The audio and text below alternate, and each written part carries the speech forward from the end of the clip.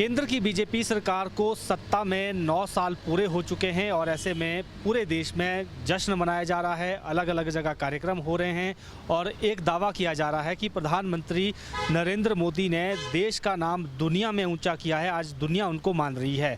इस पर कांग्रेस पार्टी की क्या राय है, इसी विषय पर बातचीत के लिए खबरें अभी तक के साथ मौजूद हैं कांग्रेस पार्टी के प्रदेश महासचिव और प्रदेश प्रवक्ता देवेंद्र बुशहरी। उनसे बातचीत करेंगे। बुशहरी साहब, आपने देखा कि प्रधानमंत्री जो है अब जो 9 साल के कार्यक्रम है उसको लेकर अपनी बात उन्होंने कही और कार्यक्रम भी लगातार हो रहे हैं। एक बात वो बार बार कह रहे हैं कि प्रधानमंत्री के रहते दुनिया में जो है भारत का नाम ऊंचा हुआ है, वो नहीं हुआ जो पहले हुआ था। दुनिया के राष्ट्राध्यक्ष उनको मान रहे हैं। इससे कितना आप इत्तेफाक रखते हैं? देखिए, जो भारतीय जनता पार्टी का ये प्रोपेगेंडा है, ये मैं इसको सिरे से नकारता हूँ, क्योंकि 2014 में जब भारतीय जनता पार्टी की सरकार केंद्र में बनी, उससे पहले जिस प्रकार के वायदे इन्होंने देश की जनता से किए और उससे पहले 10 वर्ष पूरे देश के अंदर एक ऐसे व्यक्ति के नेतृत्व की सरकार थी जिनको पूरी दुनिया के अंदर जो है सबसे उच्च स्तर का जो इकोनॉमिस्ट है उनको डॉक्टर मनमोहन सिंह को माना जाता है।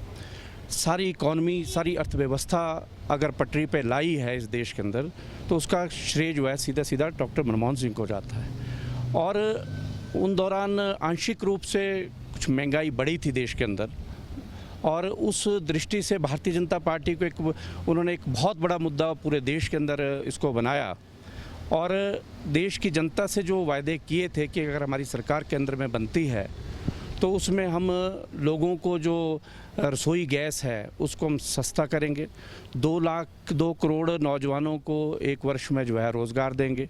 और आज 9 वर्ष इनकी सरकार को बनके हो गए हैं। आज किस चीज़ का जश्न मना रहे हैं? सबसे पहले तो भारतीय जनता पार्टी के लोग इस बात को बताएं कि इन 9 वर्षों में 2 करोड़ प्रति वर्ष अगर रोज़गार दिया होता तो आज 18 करोड़ नौजवानों को जो है इस देश में रोज़गार मिल गया होता। और कोविड की बात करते हैं, मैं तो कहता हूँ कोविड के दौरान जितनी बेरोज़गारी इस देश के अंदर फैली और जो प्राइवेट सेक्टर में जो हमारे नौजवान काम करते थे आज वो भी घर में बैठे हैं और उनको भी कहीं उसके बाद जो है कहीं रोज़गार नहीं उपलब्ध करवाया गया। और नोटबंदी के कारण कितने लोग बेरोज़गार हुए ये भी पूरे देश की जनता को पता है। और किस बात का क्रेडिट ये 9 वर्ष का ले रहे हैं पूरी दुनिया के अंदर। और ऐसे ऐसे देश के अंदर प्रधानमंत्री हुए, पंडित जवाहरलाल नेहरू, श्रीमती इंदिरा गांधी, श्री राजीव गांधी, जिनका डंका बजता था पूरे देश का, पूरे दुनिया के अंदर। आज श्री नरेंद्र मोदी किस बात का प्रचार जो है जो आप कह रहे हैं कि पूरी दुनिया में कर रहे हैं कि ये किस बात के लिए मशहूर हुए? मैं इस बात को इनके ही लोगों से पूछना चाहता हूँ, ज़रा ये देश की जनता को बताए कि कौन सी ऐसी उपलब्धि इन्होंने 9 वर्ष इस देश की जनता को दी है। आज महंगाई देखिए, आज चरम सीमा पे महंगाई है। आज गरीब व्यक्ति गरीब होते जा रहा है और चंद परिवार, चंद उद्योगपतियों को इस देश की सारी संपत्तियां जो है वो बेची जा रही है। तो क्या ये उपलब्धि है इस देश की? ये मेरा प्रश्न जो है भारतीय जनता पार्टी से है। बुशहरी साहब, एक सवाल नेता प्रतिपक्ष जयराम ठाकुर ने उठाया है और कर्ज को लेकर उन्होंने बात कही कि अब कर्ज का रोना छोड़कर अब आगे सरकार चलाएं और 6 महीने में 7,000 करोड़, जो हम भी उतना कर्ज नहीं लेते थे, वो कर्ज यहाँ पर ले लिया गया है। ओवरड्राफ्ट हो चुका है, ट्रेजरी बंद करने की नौबत आने वाली है। इस तरह का बयान उनका आया है। क्या इस पर आप कहेंगे? देखिए, कोई नई बात नहीं है। इससे पहले ये भी 5 वर्ष हिमाचल प्रदेश में सरकार में रहे हैं। तो मैं पूछना चाहता हूँ, जिस डबल इंजन की बात ये बार बार करते रहे, तो इस प्रदेश के अंदर 76,000 करोड़ का जो घाटा ये छोड़ के गए थे, तो अपनी डबल इंजन सरकार से क्यों नहीं इस घाटे को ये पूरा कर पाए? हमारी सरकार को बने हुए भी केवल 6 महीने हुए हैं।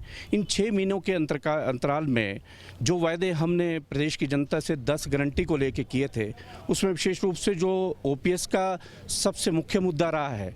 हमने कहा था कि हम ओपीएस देंगे जैसे हमारी सरकार बनेगी और हमने उस वायदे को पूरा किया। अगर हम कर्ज ले रहे हैं तो हम कोई उपलब्धियां हासिल करके ले रहे हैं। भारतीय जनता पार्टी ने 5 वर्ष इस प्रदेश के अंदर कुछ भी नहीं किया और उन्होंने किस बात के लिए, कौन सी ऐसी स्कीमें इस प्रदेश के अंदर उन्होंने चलाई जिसके लिए उन्होंने जो है 76,000 करोड़ ऋण छोड़ के जो है यहाँ से गए हैं।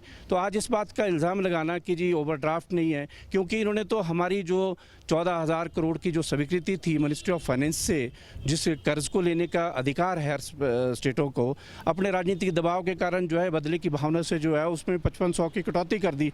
हमारी सरकार तो गंभीर है प्रदेश की जनता के सेवा करने के लिए, लेकिन इससे इनकी गंभीरता का पता चलता है कि जहाँ जहाँ गैर भाजपा की सरकारें हैं वहाँ इस तरह का व्यवहार ये जो कर रहे हैं, तो ये जनहित में जो है वो किसी निर्णय नहीं है। इसका खमियाजा इनको आने वाले जो 24 के लोकसभा चुनाव उसमें भुगतना पड़ेगा। क्या आपको लगता है कि केंद्र सरकार प्रदेश के कामों में अब रुकावटें डाल रही है, या ऐसा कि हिमाचल में कांग्रेस की सरकार है और बीजेपी की सरकार नहीं है तो इसलिए ऐसा किया जा रहा है? बिल्कुल बिल्कुल, ये निश्चित रूप से, जो मैं आपको पहले भी कहा है कि 14,000 करोड़ की स्वीकृति ऋण लेने की जो हमको मिली थी, तो उसमें सीधे सीधे तौर पे 5500 करोड़ जो इन्होंने कटौती की है, ये बदले की भावना नहीं तो और क्या है। तो बदले की भावना से ही ये अभी 6 महीने हुए हमारी सरकार को बन के इतनी बड़ी कटौती करना, क्योंकि ऋण लेने का अधिकार तो सरकार को है और सरकार को ये ऋण भी चुकाना है। इसके लिए तो कोई केंद्र, ठीक है, एक नॉर्म्स के मुताबिक जो है वो स्वीकृति लेनी होती है मिनिस्ट्री ऑफ फाइनेंस से, तो उसके लिए सरकार ने जो है वो मांग की थी। वो हमारे मुख्यमंत्री जो है केंद्र के जो वित्त मंत्री हैं श्रीमती सीतारमण जी, उनसे मिल के भी आए थे, लेकिन बावजूद उसके कि उन्होंने 5500 करोड़ की जो कटौती की है वो बहुत ही दुर्भाग्यपूर्ण है। ये बदले की भावना से की जा रही कार्रवाई है, हम इसकी निंदा करते हैं और आने वाले जो 24 के चुनाव होंगे हम इसको मुद्दा बनाकर जो पूरे प्रदेश में जाएंगे। हिमाचल में कर्ज एक बड़ा विषय रहता है, कोई भी पार्टी आती है वो सत्ता में वो कर्ज लेती है, फिर अपोजिशन सवाल उठाता है।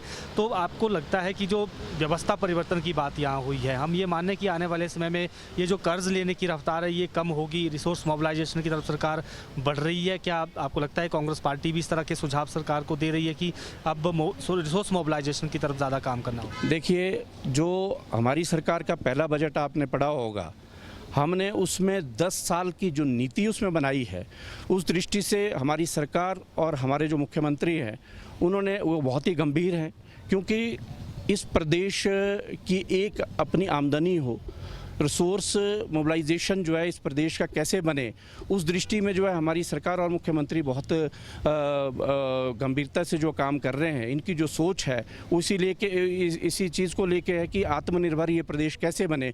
वो चाहे हमारे पास पर्यटन की दृष्टि से जो क्षेत्र है उसमें हम कैसे उसको आगे बढ़ाएं, और जो दूसरी जो हमारे पास आधारभूत सुविधाएँ हैं, जैसे हमारे पास फॉरेस्ट है, दूसरी चीज़ें, उसमें जो है वो काम चल रहा है। बहुत जल्दी जो है हम इस निष्कर्ष पे पहुंचेंगे कि हमारी अपनी प्रदेश की जो आय है उसको हम कैसे जो है उसको मोबिलाइज करें, ताकि आने वाले जो 10 वर्ष हैं, जिस प्रकार से मुख्यमंत्री ने कहा है कि ये प्रदेश आने वाले 10 वर्षों में अपने पैरों पे खड़ा होगा और छोटे छोटे राज्यों की तुलना में जो है पूरे देश के अंदर जो है वो सबसे अमीर प्रदेश बनेगा। और इस गंभीरता को देखते हुए हम मुख्यमंत्री के कार्य की सराहना करते हैं और कांग्रेस पार्टी भी समय समय पर रहते हुए जो है मुख्यमंत्री को अपने सुझाव देते रहती है। बिल्कुल, ये थे दीपेंद्र बुशहरी जो कांग्रेस पार्टी के प्रदेश महासचिव और प्रदेश प्रवक्ता हैं। इन्होंने कहा कि जो 9 साल हैं उसमें कोई बेहतरीन काम नहीं हुआ है, केवल एक प्रोपेगेंडा जो है वो भाजपा की तरफ से किया जा रहा है। जहां तक बात प्रदेश की है, रिसोर्स मोबिलाइजेशन की दिशा में काम हो रहा है और आने वाले 10 वर्षों में प्रदेश आत्मनिर्भर होगा और देश के अमीर राज्यों की श्रेणी में हिमाचल होगा। वीडियो जर्नलिस्ट अंकुर के साथ प्रदीप ठाकुर, शिमला।